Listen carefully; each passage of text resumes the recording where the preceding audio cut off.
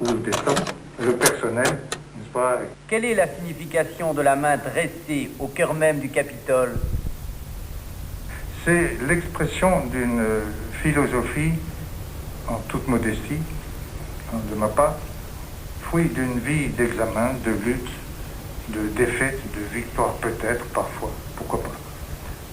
Dès ma première rencontre avec M. Nehru, à Delhi et à Chandigarh, au début de la construction, la main ouverte fut présente entre nous. Et au cours des années, la main ouverte devint le couronnement de ce que j'ai appelé la fosse de la considération, c'est-à-dire un outil de discussion de la chose publique hors des autorités constituées, nommées et désignées.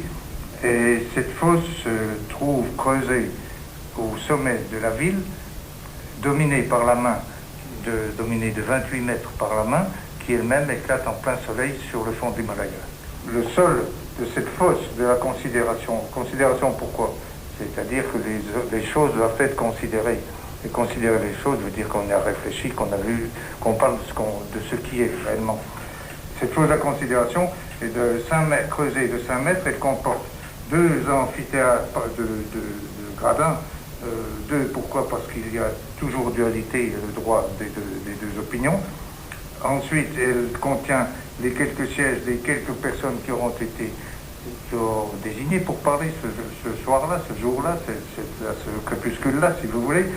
Il y aura la tribune de l'orateur avec une conque sonore pour répondre bien à la voix, et dominant tout ceci, la main qui, elle, montée à 28 mètres de hauteur, montée sur bille, tenez-vous bien, montée sur bille, subira l'effet des vents, quel qu'il soit, non pas pour être une girouette, pas du tout, mais pour exprimer ce qui est réellement la vie elle-même, c'est-à-dire les changements constants, valables et dont on doit tenir compte, qui sont le pain quotidien, la main quotidienne. Je n'ai fait qu'un geste de politique dans ma vie, c'est celui de la main ouverte, n'est-ce pas? J'ai dit ça. Bon, moi, dit c'est anticomédique, je ne dis pas du tout. C'est la main ouverte pour recevoir et pour distribuer et pour donner. La main ouverte est un signe d'optimisme devant le monde moderne qui est en catastrophe. Je laisse la parole aux autres pour trouver des solutions à ce moment-ci, car c'est un moment tragique.